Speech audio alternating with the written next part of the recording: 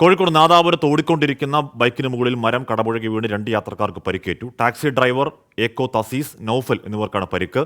ഒരാളുടെ പരിക്ക് ഗുരുതരമാണ്. സമീർ സി മുഹമ്മദ് ചേരുന്നുണ്ട്. സമീർ, ഈ മരം അപകടാവസ്ഥയിൽ നിന്ന് മരമാണോ ഉണ്ടായത്? എന്താണ്?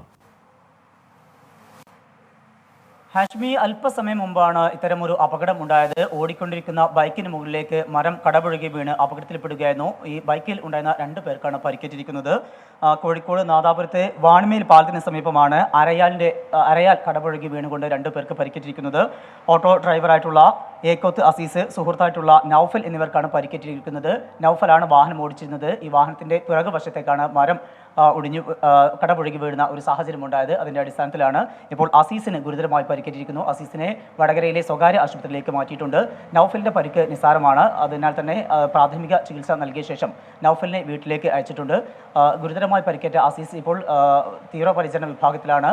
ആരോഗ്യനിലയിൽ കാര്യമായ ഒരു പുരോഗതി ഇല്ല. എന്തായാലും വലിയ അതായത് തലയ്ക്ക് കാര്യമായിട്ടുള്ള പരിക്കില്ല എന്നുള്ളതുകൊണ്ട് ആശ്വാസം നൽകുന്നുണ്ട്. എന്തായാലും ഇപ്പോൾ തീവ്രപരിചരണ വിഭാഗത്തിലാണ് ഈ അസീസ് ഉള്ളത്.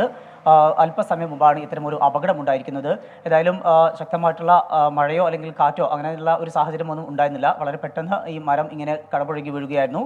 ഏതായാലും 2 പേർക്ക് പരിക്കേറ്റിട്ടുണ്ട്. ഒരാളുടെ നില ഗുരുതരമായി തുടരുകയാണ്. ഹാഷ്മി. സമീർ സി മുഹമ്മദാണ് വാർത്തയുടെ വിവരങ്ങൾ നൽകിയത്. എന്ന് പറഞ്ഞാൽ അപ്പോൾ ഈ മരം അകത്ത് പൊത്തൊക്കെ ആയിട്ട് ഒരുപക്ഷെ അപകടാവസ്ഥയിൽ നിൽക്കുന്ന മരമായിരുന്നിരിക്കണം. അപ്പോൾ എന്തായാലും ഗുരുതരാവസ്ഥയിലുള്ള ആളുടെ അടക്കം പരിക്ക് എത്രയും പെട്ടെന്ന് ഓക്കെ ആവട്ടെ, ഭേദമാകട്ടെ.